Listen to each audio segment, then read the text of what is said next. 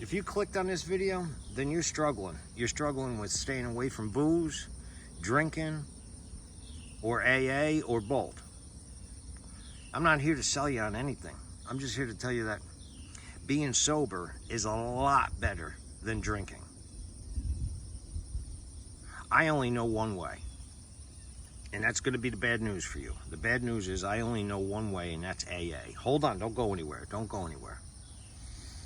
I've been sober for 22 years, and I've looked for other ways to get sober before I got sober, and even while I'm sober, I'm like, maybe there's a different way. I haven't found one. I've seen people stay away from booze for sometimes a couple years without AA. They either go to therapy, they go to the doctor, they go to church, they start going to the gym, and it works. And like I said, sometimes for years, and then it doesn't. The key, I guess I'm leaving out, is the key to all this is not just staying away from drinking, but having an amazing life. That is always missing whenever I see somebody that's really an alcoholic quit drinking and not have AA. So maybe you tried AA and you said AA wasn't for you. Matter of fact, I brought a friend that was struggling, crying to me over the phone about drinking.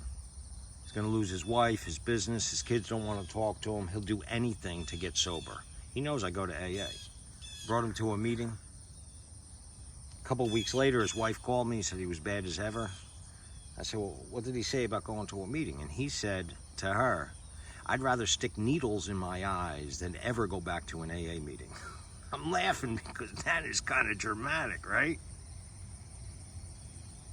That same guy, he still drinks every once in a while. He doesn't drink usually as much as he did to get him to that spot where he called me because he was desperate.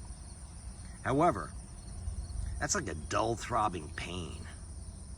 That's not something I want, not something anybody that I know wants in their life. It's like a slinky, like, okay, it's really bad now. Okay, I'll hold it together. Now I could drink a little bit, and now it's really bad again. Let me try to hold it. Just gets me anxious just even thinking about it. Thinking about stopping drinking forever, ooh, it gets you stressed, right? I know it'd get me stressed. So that's saying in AA, one day at a time. It makes sense. However, some of those cliches, some of the sayings and stuff like that, they're said so many times. I'm laughing because I get sick of them. I get sick of them myself. So somebody walking in the door for the first time, I hear you. So let's get this out of the way. You don't want to stop drinking forever. You don't want to go to AA. You just want life to be better and maybe drink a little bit less or be able to control your drinking. That's what we all want. It's a big commitment to stop drinking. I hear you. Well, I've been going to AA 22 years, and before this, I went to AA for 4 or 5 years, and then I stopped going to AA, and I lived a life without drinking for 4 or 5 years. Looking back, it wasn't that good of a life, but I mean, I held it together. And then I said, you know, I could probably, I mean, I've been away from booze for 10 years. Let me see what this is like. And at first, you know, the world didn't end. I drank. But just a few weeks later, it wasn't just as bad as before. It was even worse. Maybe that's happened with you. So, unlike the message that you would receive in AA, I'm here to give you a slightly different message. The message is, what do you have to gain from being sober? In AA, we'll talk about all the different promises that come. They always come to people that stay sober and follow AA's program. They're kind of lofty, though. If you're just coming into AA and, you know, your wife wants to leave you, the boss is breathing down your neck, you got a court appearance again next week for some kind of alcohol-related event, and you come into an AA meeting and you hear the promises that AA makes about this fulfilling, deep, meaningful, fulfilling, joyful life. You're like, well, how does that apply to me?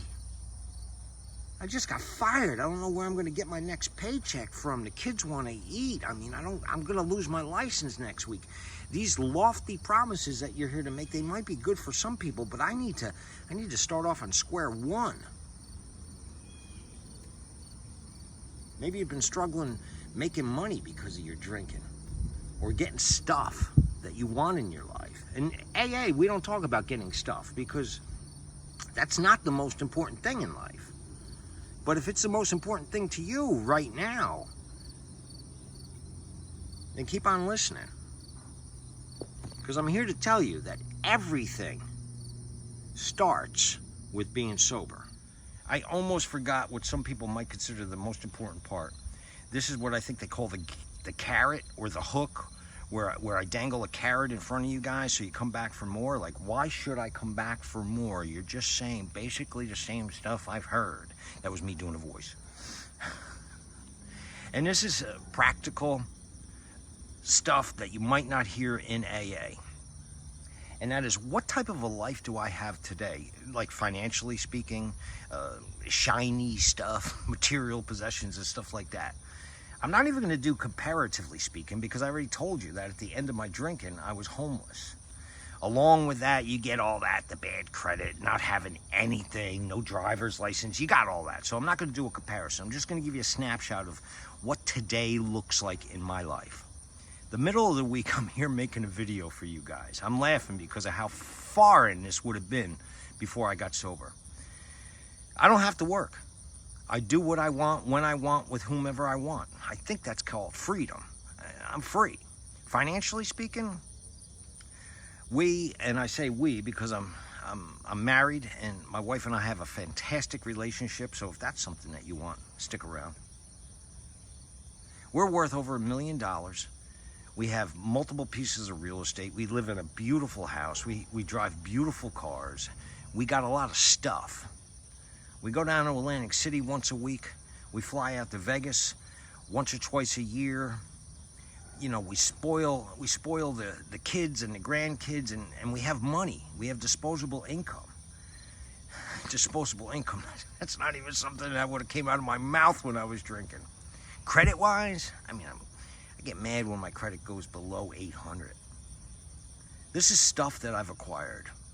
Maybe some people would say superficial, maybe vain, maybe it's not supposed to be important to you, stuff like that. Well, I'm not of that school. I've had no money, and I've had money, and life is a lot better having money. So if you don't have as much money as you want in your life, stick around.